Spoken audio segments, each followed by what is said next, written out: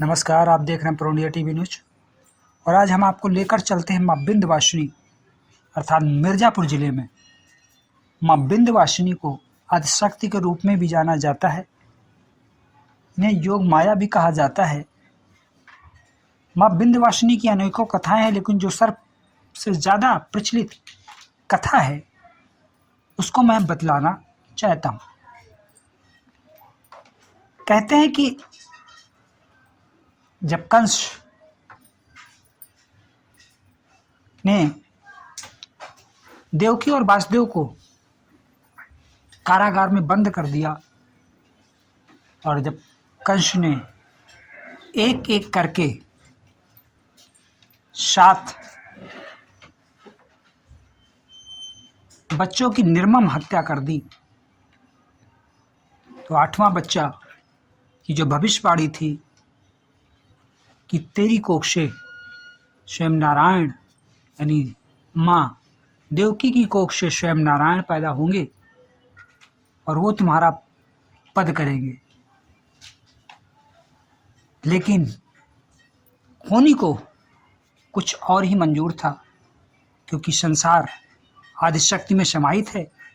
योग माया ने जो जन्म लिया वो माता यशोदा के यहाँ, और कृष्ण ने जन्म लिया कारागार में देवकी माँ के यहाँ। लेकिन कुछ उस रात को अनोखा ही हुआ और कृष्ण को लेकर वासुदेव नंदगांव आए और वहाँ पर कृष्ण को सुलाकर योग माया को उठाकर लेकर कारागार वापस आए। जैसे कारागार में प्रवेश योग माया ने कन्या के रूप में किया, वैसे सभी लोग जग गए, सभी लोग उठ गए और कंस को पता चल गया। कंस आया और उसने क्रोध में माँ देवकी से उस बच्चे को छीन लिया। छीनते ही जैसे दीवार पर पटकना चाहा, बच्चा उनके हाथ से छूटकर एक साकार रूप में दिखा। योग माया ने अपना रूप दिखाया और कंस से कहा कि हे कंस सुन, तुझे मारने वाला गोकुल में पैदा हो चुका है।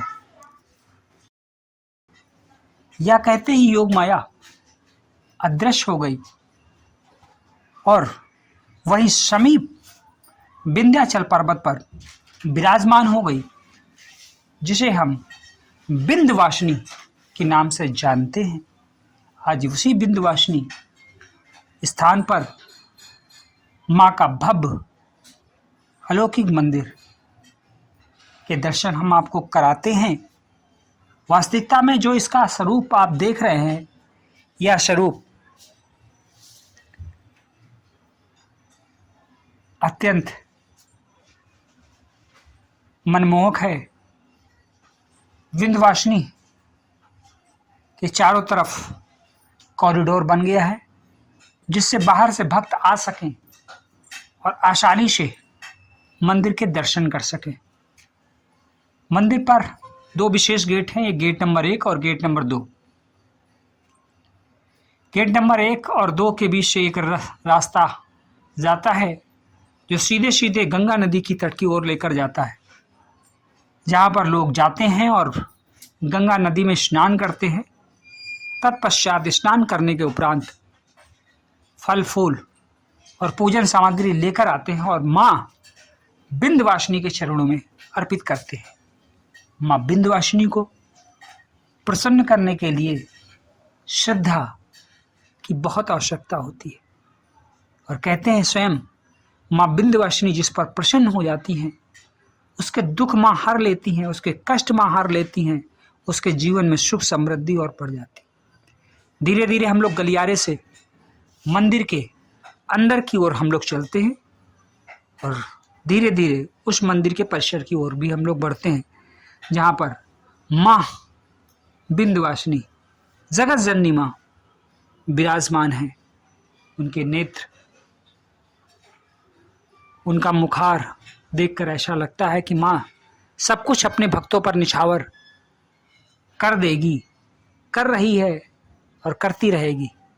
भक्त माँ के पास आते हैं, चुनरी बांधते हैं और माँ से यही कामना करते हैं कि हे विंध्यवासिनी माँ, हमारे जीवन में, हमारे परिवार के जीवन में, हमारे इष्ट मित्रों के जीवन में खुशियाँ भर दो। हे माँ, हमारे कष्ट हर दो। बोलो जय विंध्यवासिनी मैया की जय।